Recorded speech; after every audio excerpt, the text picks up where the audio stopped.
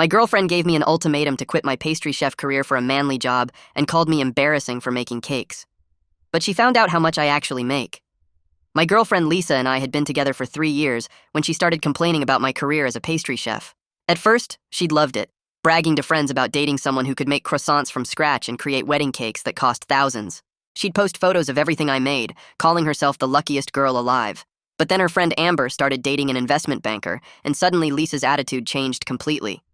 She'd come home from girls' nights and ask why I couldn't get a real job like Amber's boyfriend. I asked what was fake about running the pastry department at one of the city's best restaurants. She said making cupcakes wasn't a career, it was a hobby that somehow paid money. She actually said grown men shouldn't be decorating cakes for a living. She started refusing to tell people what I did, saying I worked in the food industry, and changing the subject. When her coworkers asked for specifics, she'd say I was in restaurant management. At her company holiday party, her boss asked about my work, and before I could answer, Lisa said I was considering transitioning to something more substantial. I asked what that meant, and she said something about leadership and authority, not playing with frosting all day. Her boss, who'd been excited to meet me after eating my desserts at a charity event, looked confused. Lisa spent the whole ride home listing careers she thought were more respectable. Finance, law, engineering, even sales would be better than what she called my fancy housewife job. She said real men built things, sold things, or managed money. They didn't spend hours making sure macarons had the perfect feet or tempering chocolate to exactly the right temperature. She said she was embarrassed to tell people her boyfriend was basically a baker with a fancy title. I reminded her that I made $90,000 a year, had won 3 national competitions, and was about to open my own bakery. She said none of that mattered if people thought I was feminine for doing it. She actually used the word feminine like it was poison. She bought me books about switching careers, signed me up for coding bootcamp information sessions, and forwarded me job listings for anything she deemed masculine enough. When I didn't apply, she'd say I was choosing my silly job over our relationship. She'd ask if I wanted to be single forever because no woman wanted a man who spent his days piping buttercream roses. The breaking point was when she gave me an ultimatum at our anniversary dinner. She said I had 6 months to find a manly job or she was done. She'd already told her friends I was planning to leave baking, and she'd look stupid if I didn't follow through. She said she wanted a boyfriend she could be proud of, not someone who made birthday cakes for children. She actually printed out statistics about average salaries in finance and said I was wasting my potential making pastries. I agreed to her timeline, but not in the way she expected. I spent those 6 months working on something special. See, I'd been planning to propose before Lisa started her campaign against my career. I'd even designed a custom cake for the proposal, 5 tiers with sugar flowers that took weeks to perfect. Instead, I used those 6 months to open my bakery earlier than planned. I worked 18-hour days, called in every favor, and pushed through permits in record time. Lisa thought I was networking for a new career. I was actually building my dream business. The bakery opened exactly 6 months after her ultimatum. I didn't tell Lisa, just said I had a surprise about my career change. She got dressed up, thinking I was taking her to celebrate my new corporate job. She'd already told everyone I'd finally manned up and gotten real employment. She'd posted about being proud of my growth and maturity, how I'd chosen our future over silly dreams.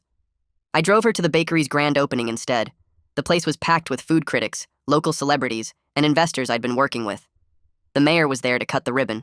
Local news was covering it as the most anticipated opening of the year. Lisa stood frozen as people congratulated me on following my passion and building something amazing. Her coworkers were there because I'd invited the whole company. Her boss asked why Lisa had said I was leaving baking when I'd clearly just invested everything in it. Her friends saw the 5-tier proposal cake in the window with a sign saying, "Reserved for someone who deserves it," and asked if it was for Lisa. My answer made everyone freeze.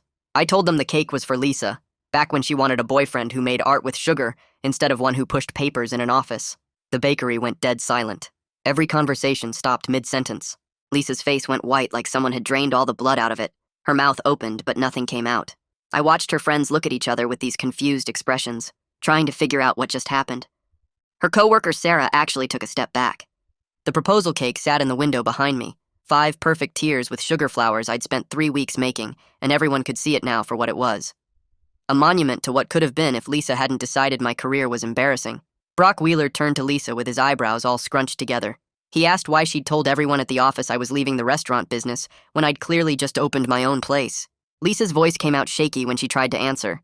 She said something about misunderstanding my plans, about how things got confused, but her hands were shaking, and she kept looking at the floor. 3 of her coworkers were standing right there, and I saw them exchange these looks. The kind of looks people give when they're realizing someone's been lying to them. One woman actually crossed her arms and stepped away from Lisa. Another one whispered something to the person next to her. Lisa's whole story was falling apart in front of everyone she worked with. Lisa grabbed my arm hard enough that her nails dug into my skin. She pulled me toward the corner, her voice desperate and too loud. She kept saying we needed to talk privately, that this was all a huge misunderstanding. I pulled my hand away gently but firmly. I told her there wasn't anything to misunderstand. She'd given me 6 months to pick between my career and our relationship. I picked my career. Her eyes got really wide and wet. She opened her mouth to argue, but I was already turning away. People were staring at us now. The whole grand opening had turned into a spectacle, and not the good kind I'd planned. Zoe Peacock appeared next to me with her camera guy right behind her. She had that look reporters get when they smell a story that's bigger than what they came for. She asked if I wanted to comment on what was happening with my personal life.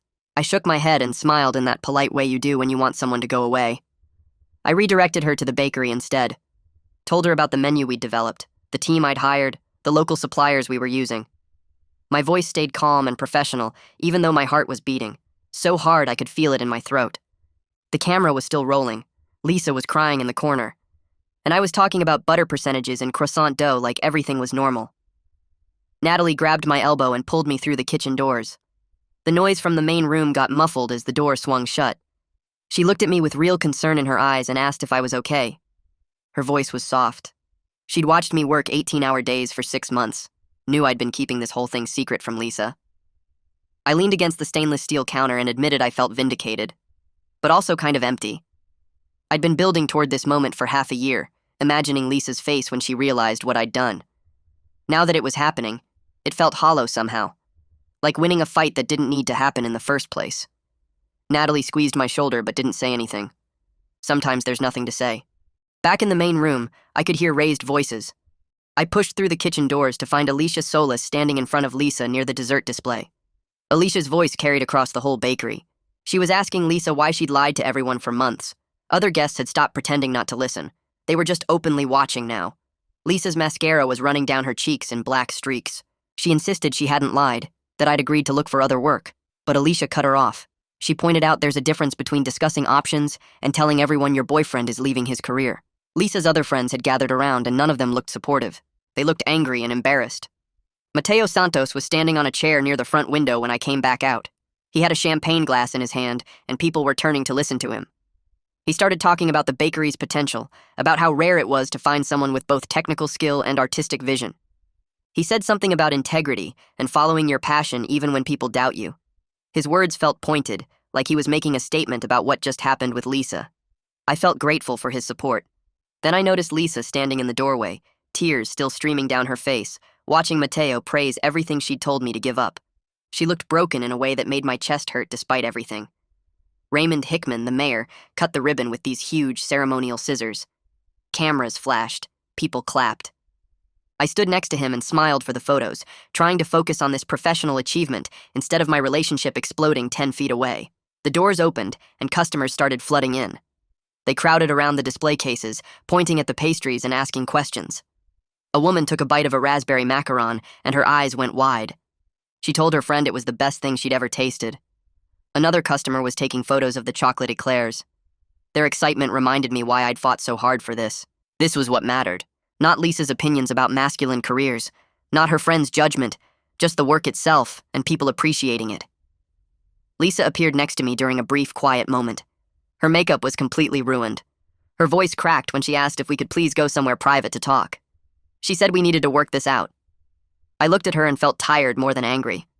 I told her we could talk tomorrow when we'd both calmed down. But tonight was about the bakery, about the team who'd helped build this place. It wasn't about us or what we'd lost. She started to argue, but I was already walking away. I had customers to greet, critics to talk to, a business to run. Our relationship was over, and I needed to focus on what came next. Haley Tran found me near the kitchen entrance. She's the most important food critic in the city, and her reviews can make or break a restaurant. She told me the pastries were exceptional, said she was impressed by the technical skill and artistic vision on display. Her professional validation hit me harder than I expected. My personal life was falling apart, but the work was good. Really good. I thanked her and tried to keep my voice steady. She smiled and said she'd be writing a feature about the opening. Then she walked away to sample more desserts, and I stood there feeling like maybe I'd made the right choice after all. Lisa pushed through the crowd toward the exit with Alicia following close behind, her hand pressed against her mouth like she was trying to hold back more than just sobs. I watched them disappear into the street and felt something twist inside my chest that wasn't quite the victory I'd been imagining for 6 months. 3 years of memories didn't just vanish because the last 6 months were terrible. I remembered the Lisa who used to wait up for me after late shifts, who'd taste test experimental flavors and give honest feedback, who genuinely seemed proud of what I created before Amber and Nathan changed everything. Seeing her shoulders shake like that, knowing I'd orchestrated this public breakdown, made me feel sick even though I knew she'd earned every bit of this humiliation. The satisfaction I'd expected felt hollow and complicated, like winning a game nobody should have been playing in the first place. A customer approached asking about the raspberry tarts in the display case, and I forced myself back into professional mode. The bakery was still packed with people who wanted to celebrate this opening, and I couldn't let my messy personal life ruin what should have been a perfect night. More food critics circulated through the space, taking notes and sampling different pastries. 2 investors I'd been courting for months cornered me near the kitchen to discuss expansion possibilities, talking about opening a second location within the year if the first 6 months went well. Mateo joined the conversation and mentioned he'd already identified 3 potential properties in neighboring districts that would be perfect for satellite shops. The business talk grounded me, reminded me this was about more than revenge against Lisa. Natalie appeared at my elbow with a tray of fresh cream puffs, her movements efficient and confident as she navigated the crowd. She'd been working 18-hour days alongside me for the past 3 months, perfecting recipes and training the rest of the kitchen staff. Watching her handle the dinner rush without breaking a sweat made me realize how much this success belonged to the whole team, not just my wounded pride and need to prove Lisa wrong. These people believed in the vision when it was just sketches and business plans. They'd earned this triumph as much as I had. The evening stretched on with more customers flowing through the doors, more compliments on the pastries, more professional connections being made. A woman from the Culinary Institute asked if I'd consider teaching a masterclass on sugar work next semester. A magazine editor wanted to feature the bakery in their summer issue. 2 separate wedding planners requested consultations for custom cakes. The professional validation felt real and earned in a way that had nothing to do with Lisa or her opinions about masculine careers. I moved through conversations on autopilot, part of my brain still processing the image of Lisa's destroyed face as she'd fled into the night. The other part was fully present, grateful for every person who'd shown up to support this dream I'd fought so hard to build. The staff started closing procedures around 11, and I helped break down the display cases and wipe down counters alongside everyone else. Max opened champagne bottles he'd stashed in the walk-in cooler, and we gathered in the kitchen for an impromptu celebration. The pastry chefs and front-of-house staff were laughing and recounting moments from the evening, their joy uncomplicated by the emotional baggage weighing me down. Max raised his glass and gave a toast about following your passion even when people doubt you, about having the courage to build something meaningful instead of taking the safe path. His words felt pointed, like he was making a statement about what had happened with Lisa earlier. I wondered how much of the drama everyone had witnessed, whether they'd all seen her breakdown or just heard about it secondhand. Natalie caught my eye across the kitchen and gave me a small smile that felt understanding rather than pitying. She'd listened to me vent about Lisa's ultimatum enough times to know exactly what tonight represented beyond the professional achievement. I drove home alone to my new apartment, the one I'd rented 3 months ago when sharing space with Lisa became impossible. She'd been so convinced I was job hunting that she never questioned why I was suddenly working late every night or why I needed my own place to focus on career transition planning. The lies had been easy because she'd wanted so badly to believe I was finally becoming the person she thought I should be. My car sat in the parking garage with the engine off for 20 minutes while I tried to process everything that had just happened. The grand opening had been perfect from a business perspective, everything I'd hoped for professionally. But the personal cost felt heavier than I'd expected, watching someone I'd loved for 3 years completely fall apart in public. I'd wanted her to see what she'd almost made me give up, wanted her to feel embarrassed about her campaign against my career. Mission accomplished, I guess. But sitting alone in the dark, I couldn't shake the image of her face when she realized I'd been planning this the whole time she thought I was becoming someone different. My phone started buzzing before I'd even made it upstairs to the apartment. Lisa's name lit up the screen over and over, texts coming in rapid succession. The first few were angry, accusing me of deliberately humiliating her in front of everyone she knew. Then they shifted to desperate pleas asking why I'd done this, how I could be so cruel. Didn't our 3 years together mean anything? She wanted to know when I'd started planning the bakery, whether I'd been lying to her the whole 6 months, if I'd ever actually considered changing careers, or if it had all been an elaborate setup for revenge. More texts flooded in asking me to call her, to at least give her a chance to explain her side, to understand that she'd only wanted what was best for both of us. I read them all without responding, needing space to sort through my own feelings before I could handle hers. Around 2 a.m, I finally silenced my phone after the 17th text and managed to fall asleep on the couch still wearing my dress shirt from the opening. Morning light woke me up around 7, and I immediately checked my phone out of habit. 17 messages from Lisa overnight, but also several emails from food critics who'd attended the opening. Haley Tran's review was already published online, and I read it 3 times to make sure I wasn't imagining the glowing praise. She called the bakery a game changer for the city's dessert scene, praised the technical skill and artistic vision on display, and specifically mentioned the salted caramel eclairs as the best she'd tasted in a decade. The professional success felt real and earned, completely separate from the revenge element that had motivated my timeline. I'd opened the bakery 6 months early just to prove Lisa wrong, but the work itself was good enough to stand on its own merit. Reading Haley's review, I started to feel genuinely proud rather than just vindicated.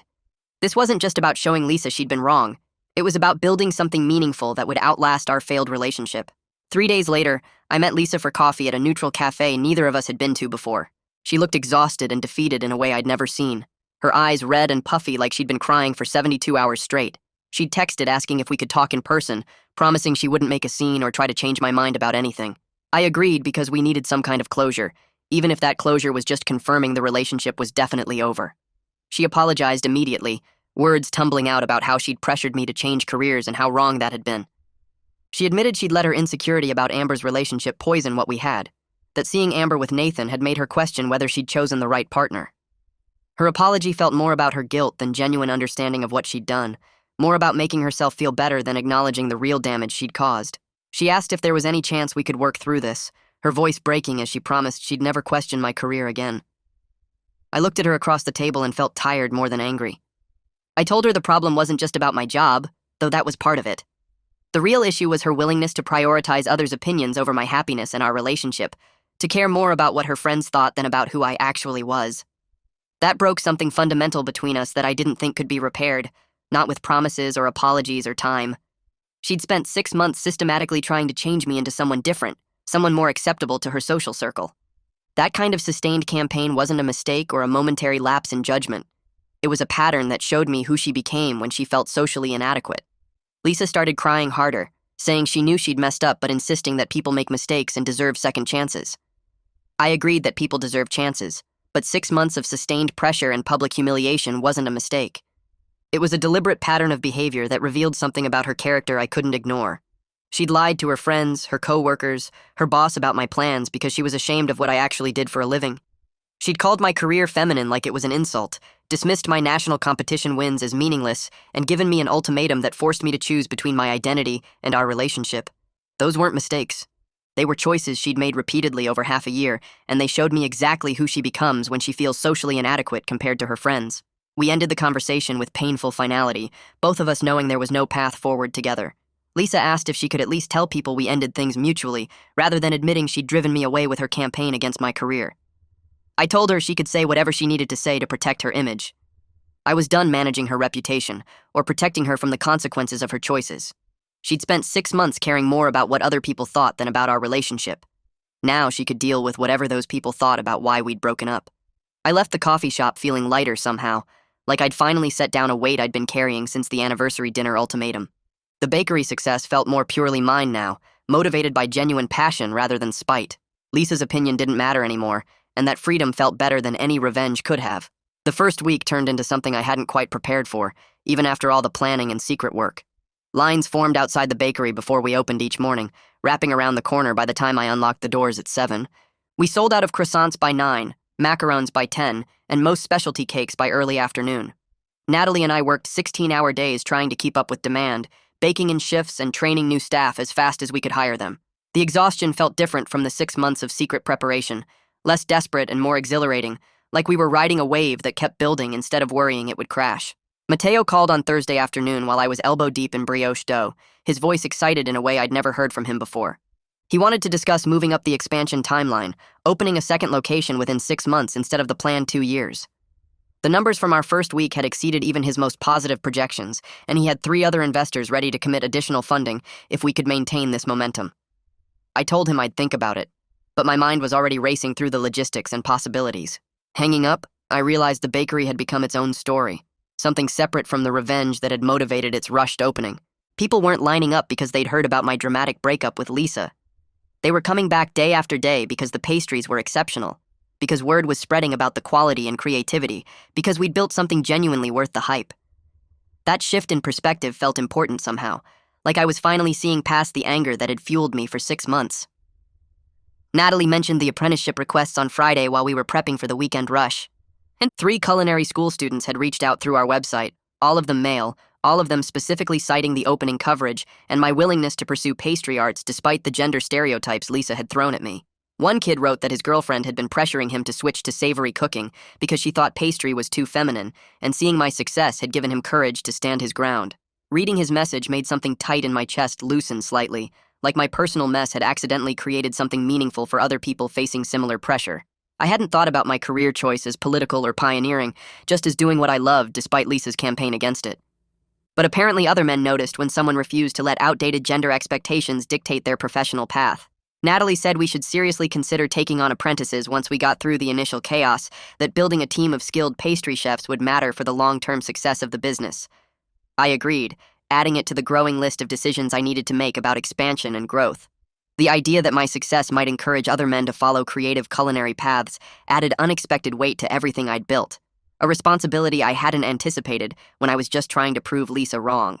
I ran into Amber and Nathan at a restaurant 2 weeks after the opening, an upscale Italian place where I'd gone to study their dessert menu and decompress after another sold-out day. They were finishing dinner at a corner table, and Amber's face went pale when she spotted me walking past. I nodded politely and kept moving toward my table, not interested in awkward conversation, but she caught up to me near the bar. She apologized for causing problems between Lisa and me, her words tumbling out fast like she'd been rehearsing them. I told her she hadn't caused anything, that Lisa's reaction to their relationship had revealed problems that would have surfaced eventually over something else. If it hadn't been Nathan's investment banking career, it would have been another friend's boyfriend with a job Lisa deemed more respectable, or her coworkers' questions about why I wasn't climbing some corporate ladder. The insecurity and need for external validation had been Lisa's issue, not anything Amber had done by simply dating someone she liked. Amber looked relieved, then asked how the bakery was doing, and her interest seemed genuine rather than polite. We talked for a few minutes about the unexpected success and the expansion plans Mateo was pushing, and she mentioned that Nathan had been impressed by the business model and execution speed. They wished me well and returned to their table, and I felt oddly grateful for the encounter. It would have been easy to resent Amber for being the catalyst that changed Lisa's attitude, but that wasn't fair or accurate. She'd just been living her life while Lisa had made choices about how to respond to feeling inadequate in comparison. Lisa's social media went quiet for 2 weeks after the grand opening disaster, her account suddenly private and her posts invisible to anyone she hadn't specifically approved. Then she posted a vague message about learning hard lessons about authenticity and supporting partners, the kind of carefully worded statement that sounded thoughtful without admitting any specific wrongdoing. Several friends commented with support and encouragement, clearly unaware of the full story behind the cryptic message.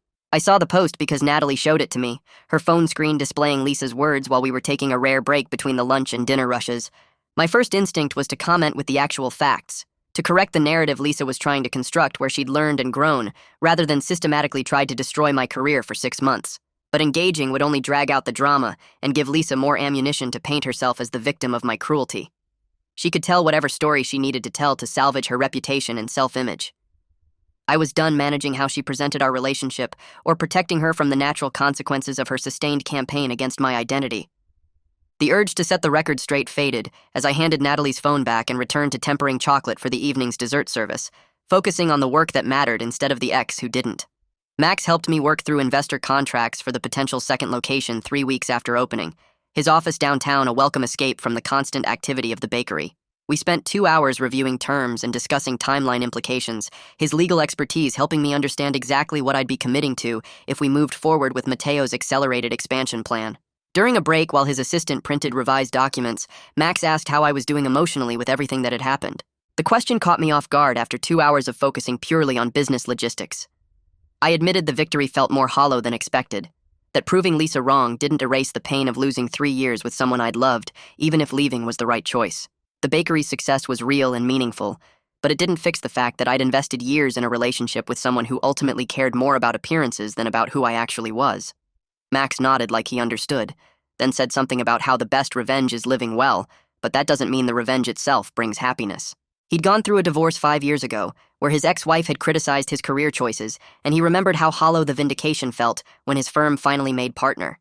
The success mattered, but it didn't heal the wound of having someone you loved reject fundamental parts of your identity. We sat quietly for a moment before his assistant returned with the contracts, and I appreciated that Max had created space for honesty about the complicated emotions underneath the professional triumph. The proposal cake sat in my freezer at home, too beautiful to throw away, but too painful to look at regularly. I'd moved it from the bakery after the grand opening, not wanting the constant reminder of what I'd planned before Lisa's campaign destroyed our relationship. Every few days, I'd open the freezer for ingredients and see it there, the 5 tiers wrapped carefully in plastic, the sugar flowers I'd spent weeks creating still perfect and delicate. I considered donating it to a charity event, letting it serve some purpose instead of just taking up space and emotional energy. But ultimately, I decided to let it go completely, to stop carrying this physical reminder of the future I'd imagined before everything fell apart. I spent a Saturday morning photographing it for my portfolio, documenting the technical work and artistic vision before carefully dismantling the sugar flowers I'd crafted with such hope and excitement months ago. Each petal and leaf went into the trash, and I felt lighter as the tears disappeared piece by piece. The cake had served its purpose at the grand opening, making the point about Lisa's rejection more clearly than any words could have. Now it was time to stop preserving it like a memorial to what might have been. Brock came into the bakery one morning about a month after the opening, his presence unexpected during the usual pre-work rush. He waited until I had a free moment, then pulled me aside to apologize for not questioning Lisa's narrative about my career change sooner. He'd taken her claims at face value because he had no reason to doubt her, but looking back there had been inconsistencies in her story that he should have noticed. Several co-workers had expressed concern about Lisa's judgment and honesty after the grand opening revealed her months of lies, and Brock wanted me to know that her professional reputation was suffering, even though he understood she'd brought it on herself. I felt bad hearing that, despite everything she'd put me through. Lisa had worked hard to build her career, and watching it damaged by her personal choices about our relationship seemed like another layer of loss in an already painful situation. I told Brock I appreciated him coming by, but that I didn't want Lisa's career destroyed over our failed relationship, that the public humiliation at the opening had been enough consequence. He nodded and said he wasn't trying to pile on, just wanted me to understand that people had noticed her dishonesty and were reassessing their trust in her judgment. We left it there, and he bought a dozen croissants before heading to his office. The interaction strange, but somehow necessary for both of us. I focused on developing new menu items and training staff, channeling the complicated emotions about Lisa and the breakup into creative work. Natalie noticed I was working the same exhausting hours I'd maintained during the secret planning phase, arriving before dawn and staying past closing most nights.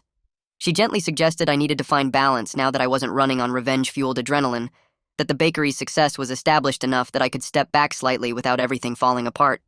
Her concern was valid, but hard to accept when throwing myself into work felt like the only way to avoid processing the emotional mess underneath the professional triumph. I promised to think about it, to consider hiring another senior pastry chef who could share the workload and give me actual days off. The truth was, I didn't know what to do with myself outside the bakery, didn't have hobbies or friends I'd maintained during the months of obsessive planning and execution. My entire life had become about proving Lisa wrong and building this business, and now that both goals were achieved, I felt strangely lost about what came next. 3 weeks after the opening, I attended an industry event, a networking mixer for local restaurant owners and chefs that I'd normally have skipped as tedious obligation. But Mateo insisted it would be good for business connections, and I forced myself to go despite preferring to be in the kitchen. Something shifted during the conversations, though, a realization that I was genuinely enjoying discussions about technique and trends rather than mentally preparing for confrontation or defending my career choices. I talked with other chefs about lamination methods and flavor combinations, debated the merits of different chocolate suppliers, and shared ideas about seasonal menu development without any of the defensiveness that had colored my professional interactions for months. The shift from defensive to confident felt significant, like I was finally living my success rather than wielding it as a weapon against Lisa's criticism. One chef mentioned he'd been following the bakery's opening coverage and asked what inspired the timing, and I gave him the honest answer about personal circumstances creating urgency without going into the full drama. He nodded knowingly and said sometimes the best things come from difficult situations, pushing us to take risks we'd otherwise avoid. Walking to my car after the event, I felt more like myself than I had since before Lisa's attitude changed, more connected to the passion that had drawn me to pastry arts in the first place rather than just the anger that had fueled the bakery's creation. Lisa reached out one more time 4 weeks after the opening, a text message asking if we could have a closure dinner to properly end things. I stared at my phone for several minutes, debating whether more conversation would help or just reopen wounds that were starting to heal. Curiosity won out, a need to know if enough time had passed for real honesty without the immediate rawness of the grand opening confrontation. I agreed, and we met at a neutral restaurant neither of us had painful memories attached to, a quiet bistro across town that served decent food without being anywhere we'd celebrated anniversaries or fought about my career. Lisa looked different somehow, tired but more settled than the devastated person who'd left the bakery opening in tears. We ordered food neither of us really wanted, and started the difficult work of trying to end 3 years together with something resembling grace and mutual understanding. Lisa picked at her salad while I moved food around my plate, neither of us actually eating much of anything. The restaurant felt too quiet despite other diners' conversations around us, like we existed in our own bubble of uncomfortable silence. She finally looked up, and her eyes were red from crying earlier, and she started talking about how everything got twisted after Amber started dating Nathan. She admitted she felt small and unimportant when Amber would talk about fancy dinners and business trips and expensive gifts, and she started measuring our relationship against theirs without even realizing it. She said watching Amber's life made her question everything about her own choices, including me, and she knew that was wrong but couldn't stop comparing. I told her I understood feeling inadequate sometimes, but pointed out that her solution was trying to change who I fundamentally was instead of dealing with her own feelings. She nodded and said she knew that now, that therapy was already helping her see how she projected her insecurities onto my career instead of addressing them directly. I admitted that my secret planning wasn't just about protecting my dream, but also about hurting her back for all the months she hurt me, and that wasn't entirely fair either.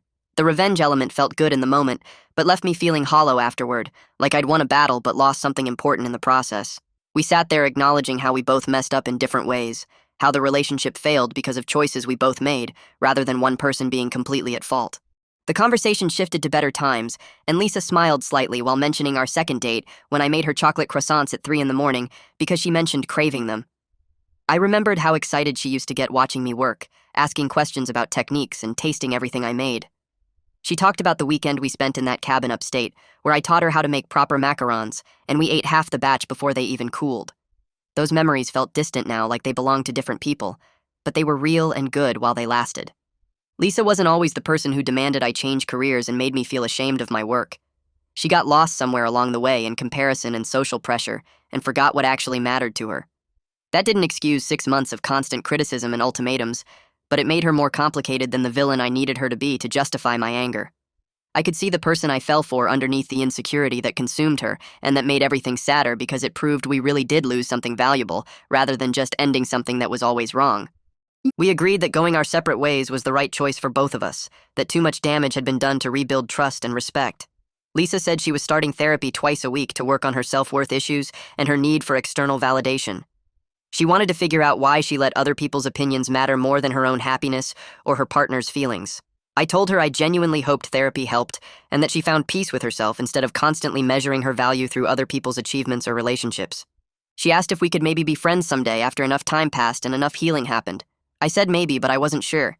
That right now I needed space to process everything and build my life without the weight of our failed relationship. We split the check even though neither of us ate much, and Lisa hugged me in the parking lot while crying again. She whispered that she was sorry for everything and that she hoped I found someone who appreciated my talent instead of being embarrassed by it. I hugged her back and felt the finality of it, 3 years ending in a restaurant parking lot with both of us crying and acknowledging our mistakes. Driving home felt different from I expected, lighter somehow, like I'd been carrying a heavy backpack for months and finally set it down. The anger that fueled me through 6 months of secret planning and the dramatic grand opening had burned itself out during our closure dinner. What remained was just sadness about what we lost, an acceptance that it needed to end.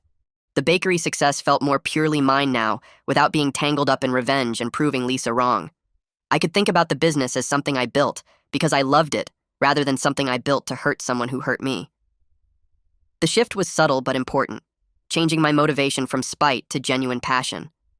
I felt excited about the future in a way I hadn't since before Lisa's attitude changed, excited about creating beautiful pastries and building something meaningful rather than just proving a point.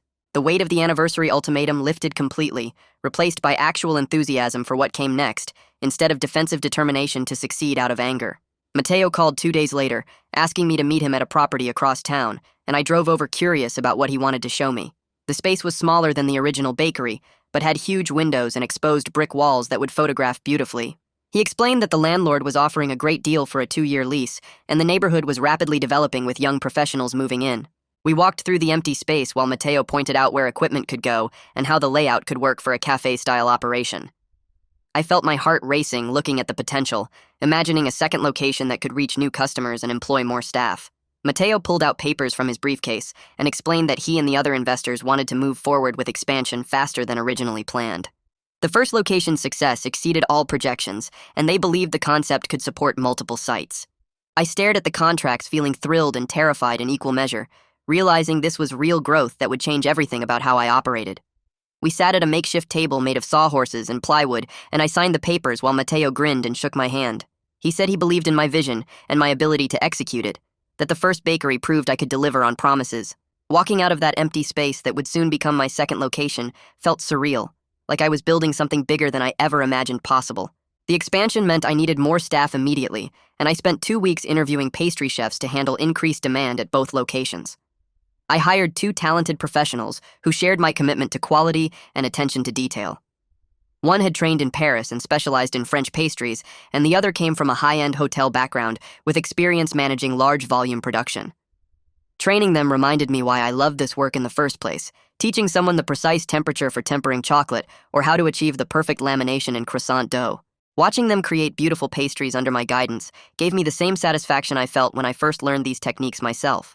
The precision required for pastry work, the way tiny adjustments in temperature or timing could make or break a recipe, the creativity involved in developing new flavors and presentations, all of it felt meaningful again without the shadow of Lisa's criticism. I spent hours in the kitchen with my new hires perfecting recipes and developing systems for consistency across locations.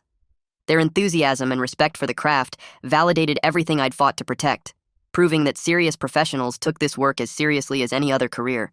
A culinary magazine reached out asking to interview me about being a male pastry chef in a field often seen as feminine, and I agreed despite feeling nervous about discussing personal topics publicly. The interviewer asked thoughtful questions about gender stereotypes in culinary arts and pressure to pursue traditionally masculine careers. I talked honestly about Lisa's campaign against my work and how she called it embarrassing and feminine, like those were bad things. I explained the 6-month ultimatum and my decision to open the bakery instead of changing careers to satisfy someone else's expectations. The interviewer asked what I'd say to other men facing similar pressure to abandon creative or nurturing professions. I said that following your passion matters more than following others' expectations, that there's nothing masculine or feminine about creating something beautiful that brings people joy. The work requires skill and dedication and artistic vision regardless of the chef's gender. The piece published 3 weeks later with photos of me working in the kitchen and samples of elaborate cakes I'd created. The response was overwhelming, with dozens of messages from men in similar situations thanking me for speaking up. Several said their partners or family members questioned their career choices in baking or pastry arts, and reading about my experience helped them feel less alone. One guy said his girlfriend gave him a similar ultimatum about his cake decorating business, and my story gave him courage to choose his passion over her approval. The bakery's 3-month anniversary arrived without fanfare, just another busy day of production and sales. But driving home that evening, I found myself reflecting on everything that changed in such a short time. Professionally, I was running a successful business with a second location opening soon and national media coverage of my work. The financial success exceeded my projections from when I first pitched investors, and the critical reception validated years of training and practice. Personally, I was single for the first time in years, living alone in my apartment without the constant tension of Lisa's disapproval. The emotional landscape felt complicated, a mix of triumph over professional success and loss over the relationship ending and excitement about future possibilities. I wasn't the same person who agreed to Lisa's 6-month ultimatum at our anniversary dinner. That version of me was defensive and hurt and determined to prove her wrong. This version felt more settled and confident, motivated by genuine love for the work rather than spite towards someone who didn't appreciate it. I started dating casually after a friend convinced me to try one of those apps. Nothing serious, but just meeting new people without expectations. The first few dates felt awkward after 3 years with Lisa, like I'd forgotten how to talk to someone new. But it got easier, and I found myself enjoying the process of getting to know different people without the weight of a failing relationship hanging over everything. One woman I met for coffee was a graphic designer who asked detailed questions about my work and seemed genuinely interested in the creative process. Another worked in finance but didn't make weird comments about my career being feminine or inappropriate for men. It felt good to be appreciated for who I actually was, rather than constantly defending my choices or justifying my profession. I learned what I actually wanted in a partner, now that I wasn't fighting to maintain my identity against someone trying to change it. I wanted someone who celebrated my success rather than feeling threatened by it, who understood that passion for your work was attractive, not embarrassing, who measured relationship value by mutual support rather than social perception. Natalie came into work one Monday morning with her left hand extended, showing off an engagement ring, and the whole kitchen staff gathered around congratulating her. Her boyfriend proposed over the weekend during a hiking trip they'd planned for months. I hugged her and felt genuinely happy watching her excitement, and she showed me photos from the proposal that her boyfriend had arranged for a friend to capture. Later that week, I met her fiancé when he came by to pick her up after her shift, and I watched how he talked about her culinary skills to other staff members. He was clearly proud of her talent and career, bragging about dishes she'd created and asking her opinion on restaurants they should try. He mentioned that his coworkers were jealous he got to eat her cooking all the time, and Natalie smiled at him with obvious affection. Watching their genuine support for each other's dreams highlighted what was missing with Lisa, the fundamental respect and pride in your partner's accomplishments. Her fiancé didn't feel emasculated by her success or embarrassed by her profession. He celebrated it and encouraged it, and wanted other people to know how talented she was. That's what partnership should look like. Two people building each other up, rather than one person demanding the other become someone different to satisfy external expectations. I spent the next few months getting ready for the second bakery location, and this time everything felt different. The first opening was about proving Lisa wrong, showing her what she'd thrown away. This one was just about building something good. I signed the lease on a smaller space in a neighborhood with lots of families and young professionals. The rent was cheaper than downtown, and I could focus on everyday pastries instead of fancy showpieces. Croissants and coffee for morning commuters, birthday cakes for kids' parties, cookies for after-school snacks. I hired 3 new staff members and trained them alongside my team from the original location. Everyone got cross-trained so they could work at either bakery if needed. We developed systems for splitting inventory and coordinating special orders between both places. My head pastry chef took charge of the new location's kitchen, and I finally learned to step back and trust other people with the recipes I'd spent years perfecting. The second grand opening happened on a Tuesday morning with no news cameras or celebrity guests. Just neighbors coming in for coffee and pastries, families checking out the new spot in their area. I stood behind the counter helping customers and felt more satisfied than I did at the fancy downtown opening. This was about serving the community, not making a statement. Both locations settled into a rhythm over the following weeks. The original bakery still handled wedding cakes and high-end orders, while the new spot focused on daily staples and custom birthday cakes. Revenue from both places exceeded my projections, and I started thinking about maybe opening a third location in a year or two. 6 months after the breakup, I got invited to a mutual friend's wedding. I almost didn't go because I knew Lisa would be there, but our friend had been supportive through everything, and I wanted to celebrate with her. I showed up to the ceremony and took a seat near the back. Lisa arrived 10 minutes later with a guy I didn't recognize. He had teacher written all over him, sensible haircut and a kind face, wearing a suit that looked like he didn't wear suits often. They sat 3 rows ahead of me, and I watched Lisa lean into him during the vows in a way that looked comfortable and natural. After the ceremony, everyone headed to the reception at a hotel ballroom. I grabbed a drink and talked to some old friends, catching up on their lives and answering questions about the bakeries. Lisa found me by the bar about an hour into the reception. She looked good, less stressed than I remembered. She smiled and said hi, and I said hi back. We stood there for a second, both of us probably wondering how this conversation would go. She asked how I was doing, and I said good, busy with 2 locations now. She said she'd heard about the second bakery from friends, and that it looked great based on Instagram posts. I could tell she meant it without any of the old resentment or embarrassment about my career. She introduced me to her boyfriend, whose name was David and who taught 7th grade English. He shook my hand and said he'd heard a lot about me. Lisa blushed a little at that, but didn't look uncomfortable. We chatted for a few minutes about teaching and baking and how the wedding ceremony was beautiful. Lisa mentioned that the bakery had gotten amazing reviews and that she was glad things worked out for me. I told her she looked happy, and she said she was, that therapy had helped her work through a lot of stuff about self-worth and comparison. David excused himself to get them drinks, and Lisa and I stood together watching the dance floor. She said she was sorry for how everything went down, that she'd been in a bad place mentally and took it out on me instead of dealing with her own issues. I told her I appreciated the apology and that I was sorry too for the way I handled the grand opening, that it was cruel even if I felt justified at the time. She said she understood why I did it, that she'd backed me into a corner and I came out swinging. We both agreed that we'd hurt each other, but also learned important things about ourselves in the process. The anger and pain from our breakup had faded into something quieter, just acceptance of what happened and appreciation for the lessons we both needed to learn. She asked about my dating life, and I said I'd been seeing people casually but nothing serious yet. She nodded and said she hoped I found someone who appreciated my work the way I deserved. The DJ announced that dinner was served and everyone moved toward their assigned tables. Lisa and I ended up at different tables on opposite sides of the room. During dinner, the wedding cake got wheeled out for display before dessert service. It was from a competitor bakery in town, a decent 3-tier design with buttercream flowers. Lisa caught my eye from across the room and mouthed that mine would have been better. I laughed and shrugged like, what can you do? After dinner, Lisa stopped by my table on her way to the bathroom. She joked that the cake was fine but not up to my standards, and I said every bakery had their own style. We both laughed, and it felt good to share a light moment about something that used to cause so much pain between us.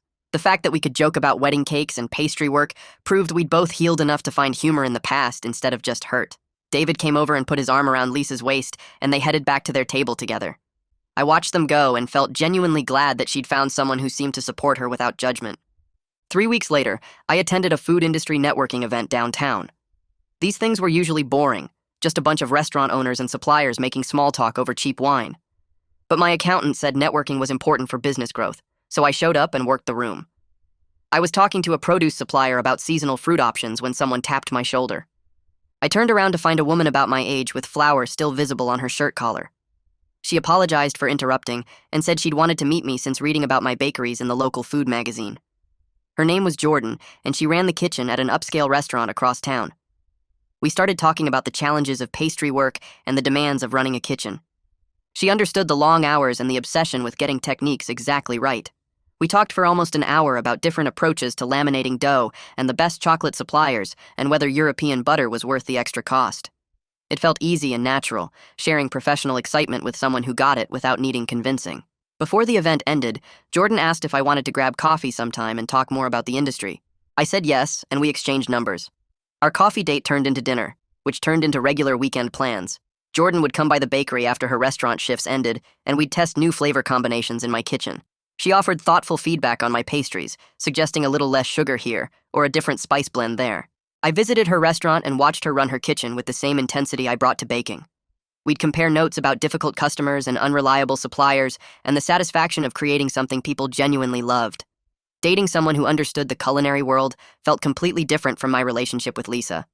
Jordan never questioned whether my career was masculine enough or worried about what her friends thought. She bragged about my work to her colleagues and brought their restaurant staff to my bakery for team outings. When I talked about new menu ideas or expansion plans, she engaged with genuine interest instead of barely hidden embarrassment. The ease of being with someone who celebrated my success, rather than feeling threatened by it, felt almost strange after years of defending my choices. 4 months into dating Jordan, the local Chamber of Commerce announced their annual business awards. The bakery got nominated for Best New Establishment, competing against a craft brewery and a boutique fitness studio.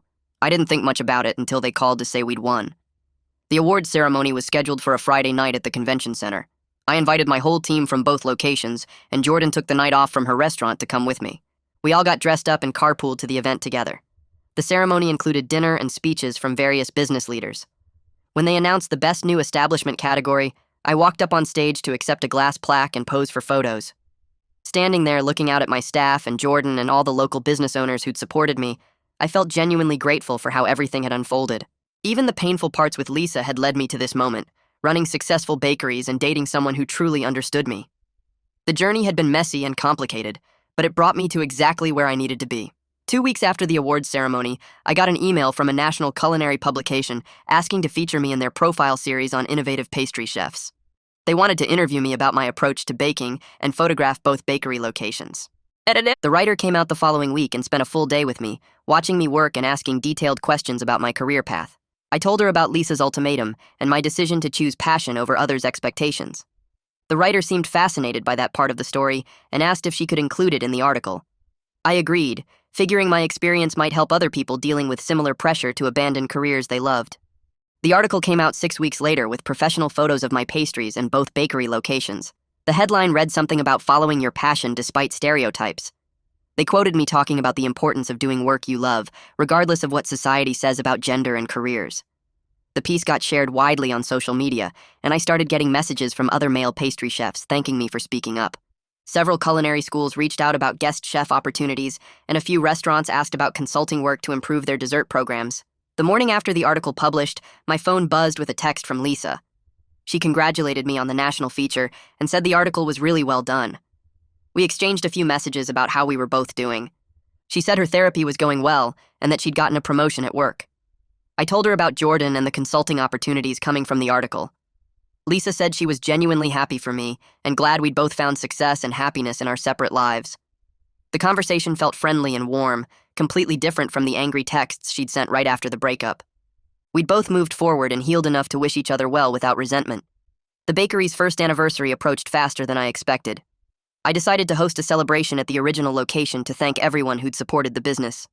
We planned an evening event with free samples of our best pastries and champagne for the adults. I invited regular customers, suppliers, investors, and staff from both locations. Jordan helped me coordinate the details and design a special anniversary cake.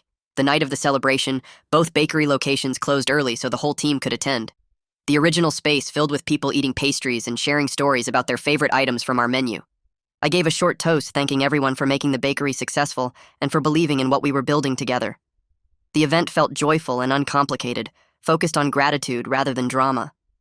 Looking around at the crowd of supporters and the business I'd built, I felt genuinely content with how my life had turned out. The anniversary celebration wrapped up around midnight, and as the last guests filtered out, I stood at the center of my bakery surrounded by empty champagne bottles and half-eaten pastries. Jordan helped me stack chairs while Natalie wiped down tables, and I felt this overwhelming need to say something meaningful. I clinked a fork against a glass and waited for everyone still there to turn around. I talked about how a year ago I'd opened this place partly out of anger and partly out of desperation to prove someone wrong. But somewhere along the way, it became about something bigger. I said that following what you love isn't always easy, especially when people you care about tell you it's wrong or embarrassing or not good enough. I mentioned how important it is to surround yourself with people who celebrate your passions instead of trying to shrink them down to something more acceptable. The small group left in the bakery started clapping, and the sound felt different from the polite applause at fancy events or awards ceremonies. This felt real and earned, like these people actually understood what I was trying to say. Jordan caught my eye from across the room and smiled in this way that made my chest feel tight. And I realized how completely different this moment felt compared to the grand opening 12 months ago when everything was wrapped up in revenge and hurt feelings. Jordan and I walked back to my apartment that night, and somewhere between the bakery and my building, the conversation shifted to something I'd been thinking about for weeks. Jordan brought up the lease ending in 3 months and asked what my plans were, and I took a breath and said, maybe we should think about finding a place together. The words came out easier than I expected, and Jordan's whole face lit up in the glow of the streetlights. We spent the walk home talking about what we'd need in an apartment, how to split expenses fairly when we both had unpredictable income from the restaurant work, and what our schedules would look like living together. Jordan worried about us getting in each other's way since we both kept weird hours and needed kitchen space to experiment with recipes at home. I pointed out that we could set up separate workstations and maybe even use the creative overlap to push each other's cooking forward. The conversation felt exciting and practical at the same time, full of actual problem-solving instead of ultimatums or demands that one person changed to fit the other's vision. I thought about how different this was from planning a future with Lisa, where every discussion about our life together came with conditions and requirements about who I needed to become. With Jordan, the planning centered on how to support what we both already were. Mateo called me 2 days after the anniversary party and asked if I could meet him for lunch. We sat in a cafe near the second bakery location, and he pulled out a folder full of market research and financial projections. He said he'd been looking at a neighboring city about 40 minutes away, a place with a growing population and basically no high-end bakery options. The numbers looked solid, and he thought we could open a third location there within 6 months if I was interested in expanding that fast. I stared at the papers spread across our table and realized the business had grown way beyond what I'd originally planned. When I'd opened the first bakery, I was thinking about proving Lisa wrong and showing her what she'd lost by demanding I give up pastry work. But now I was looking at actual expansion plans, employee hiring strategies, and long-term growth projections. Mateo talked about building a regional brand, maybe eventually franchising the concept or opening locations in other states. I was creating something with real staying power, opportunities for other chefs to build careers, and bringing something valuable to thousands of customers who just wanted excellent pastries made with care and skill.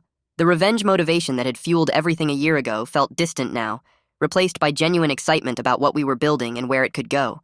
The culinary school reached out 3 weeks later, asking if I'd teach a masterclass on advanced pastry techniques.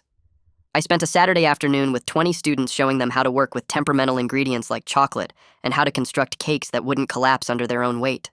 The students asked smart questions about ingredient ratios and baking temperatures, and I felt useful in a way that went beyond just making pretty desserts. After the class ended, 3 male students hung back and waited until everyone else had left. One of them thanked me for proving that men could succeed in pastry, despite all the stereotypes about it being feminine work. Another mentioned that his girlfriend had been questioning his career choice, suggesting he should do something more traditionally masculine instead of baking. The third student just nodded along, and I could see he was dealing with similar pressure, even if he didn't want to say it out loud. I told them about Lisa's ultimatum, and the 6 months I spent secretly building my business while she thought I was job hunting. I explained how painful it was to have someone I loved tell me my work was embarrassing, but also how that pressure forced me to figure out what I actually wanted badly enough to fight for it. I said they needed to decide if pastry work meant enough to them to handle the judgment and stereotypes, because those wouldn't go away just because they got successful. But I also told them that doing work you genuinely love beats doing work that other people respect, and that the right partner would celebrate their skills instead of trying to change them into something more socially acceptable. Walking back to my car after the masterclass, I kept thinking about what that student had said about his girlfriend questioning his choices. Lisa's pressure had been awful to live through, all those months of her calling my career embarrassing and insisting I needed to find more masculine work. But if she'd been supportive, would I have stayed comfortable in my restaurant job instead of taking the huge risk of opening my own business? I probably would have kept working for someone else, making good money and winning occasional competitions, but never pushing myself to build something bigger. The ultimatum she'd given me at our anniversary dinner had forced me to choose between the life she wanted and the life I needed, and making that choice had led to everything good that came after. I'd built 3 bakery locations, created jobs for dozens of employees, and proven that pastry work could be both artistically fulfilling and financially successful. Without Lisa's pressure, I might never have taken that leap. I didn't regret how things ended with Lisa, not anymore. The breakup had been messy and public and painful for both of us, but it taught me something crucial about standing firm in who I actually was. For months during our relationship, I'd tried to defend my career choice and justify why making pastries mattered, like I needed her permission to keep doing the work I loved. The ultimatum had clarified everything by forcing me to choose, and choosing myself over her approval had been the right call even when it hurt. I'd learned that compromising core parts of your identity to keep someone comfortable never works long-term, because you end up resenting them for asking and resenting yourself for agreeing. The lessons had been expensive in terms of emotional cost and a failed 3-year relationship, but they'd shaped who I'd become in ways I wouldn't trade away. I knew now what I needed in a partner and what I absolutely wouldn't accept, and that knowledge had led me to Jordan and a relationship that actually worked. Jordan and I spent a month looking at apartments before we found one that fit our needs. The place had a huge kitchen with enough counter space for both of us to work, 2 bathrooms so we wouldn't fight over morning schedules, and big windows that let in natural light. Moving day felt significant in a way I hadn't expected, like we were actively building something new instead of just combining our existing lives. We unpacked boxes together and argued good-naturedly about where things should go, and the whole process felt easy and fun rather than stressful. That first night in our shared apartment, we cooked dinner together in our new kitchen, experimenting with a recipe Jordan had been developing for the restaurant. I worked on a dessert component while Jordan handled the main course, and we kept stealing bites from each other's stations and offering suggestions. The apartment started feeling like a creative laboratory where we could test ideas and push each other's techniques forward, and I realized this was what partnership was supposed to look like. The 3rd bakery location opened 6 months later in the neighboring city Mateo had researched. Jordan took the day off from the restaurant to be there with me, and the whole event felt purely celebratory without any personal drama lurking underneath. I'd invited staff from all 3 locations, investors, regular customers who'd driven 40 minutes to support the expansion, and local press covering the opening. The mayor of this new city cut the ribbon, and I gave a short speech about bringing quality pastries to communities that deserved them. Jordan stood next to me during the photos, and having a partner there who was genuinely proud of what I'd built made the success feel complete in a way the first opening never had. No ex-girlfriend showing up expecting something different, no public confrontations about career choices, just straightforward celebration of a business milestone with people who actually supported what I was doing. 2 years had passed since the grand opening confrontation with Lisa at the first bakery location. I was running 3 successful businesses now, managing a staff of 40 employees across all locations and planning potential 4th and 5th expansions with Mateo. My relationship with Jordan was solid and supportive, built on mutual respect for each other's careers and actual partnership rather than one person trying to reshape the other.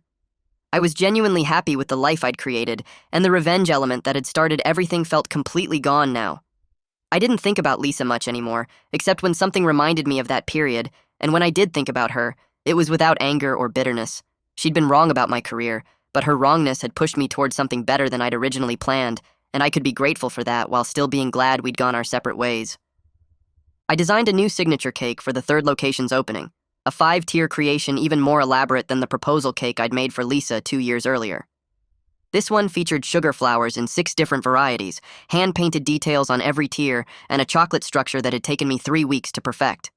But unlike that first cake that sat in the window with a sign saying it was reserved for someone who deserved it, this one wasn't attached to any person or relationship. It was pure celebration of what could be created with skill and patience and genuine love for the craft. The cake represented everything I'd built over 2 years, every early morning and late night in the kitchen, every risk taken and lesson learned, and everyone who'd helped me get here. Standing back and looking at it in the display case, I felt proud of what I'd accomplished and excited about what came next. Jordan and I stood together at the third location's ribbon-cutting ceremony 6 months after opening, and the mayor handed me the oversized scissors while cameras flashed from every direction. I cut through the red ribbon and the crowd applauded, but the real moment came when I looked at Jordan standing beside me with genuine pride on their face, not embarrassment or shame about what I did for a living. No. We walked through the new space together after the ceremony ended, pointing out design choices and kitchen equipment to investors and food critics who'd made the trip. Mateo pulled me aside during a quiet moment and mentioned he'd already received interest from 2 more cities wanting locations, and I realized the business had grown beyond anything I'd imagined when I was secretly planning that first bakery 2 years ago. The revenge element that had fueled everything felt completely gone now, replaced by pure excitement about building something meaningful and lasting. I designed special pastries for each location that reflected the neighborhood's character, and watching customers discover flavors they'd never tried before brought satisfaction that had nothing to do with proving anyone wrong. Jordan and I announced our engagement at the third location's 1-month celebration party, and my staff cheered while Natalie immediately started asking about wedding cake plans. I told everyone I'd be designing it myself, a 7-tier creation that would represent our partnership and shared love for culinary arts. Planning a wedding with someone who celebrated my career instead of criticizing it felt like final proof that leaving Lisa had been the right choice, even when it hurt. We tasted cake flavors together in my home kitchen, debating vanilla bean versus almond, and Jordan's genuine interest in every detail made me realize how much energy I'd wasted defending myself in my previous relationship. The wedding planning process became another creative project we could share, and I sketched cake designs while Jordan planned the menu for our reception dinner. Our wedding day arrived on a perfect spring afternoon with clear skies and warm sun. I stood in the bakery's kitchen that morning putting final touches on our 7-tier cake, each layer representing something important about our relationship and journey together. The bottom tier featured sugar flowers I'd spent weeks perfecting, and the top tier had delicate chocolate work that showed how far my skills had grown since that proposal cake I'd made for Lisa. I transported the cake to the venue myself, refusing to trust anyone else with something so personal and important. The ceremony took place in a garden with our closest friends and family watching, plus staff from all 3 bakery locations and colleagues from across the culinary industry. When we cut into the cake during the reception, I felt overwhelming gratitude for the painful journey that had brought me here. Lisa's ultimatum had been meant to diminish me and force me into a life that wasn't mine, but instead, it had freed me to become fully myself and build something extraordinary. I looked around at the people celebrating with us, all of them genuinely happy about my success and supportive of my choices, and realized the best revenge hadn't been the dramatic confrontation at the grand opening.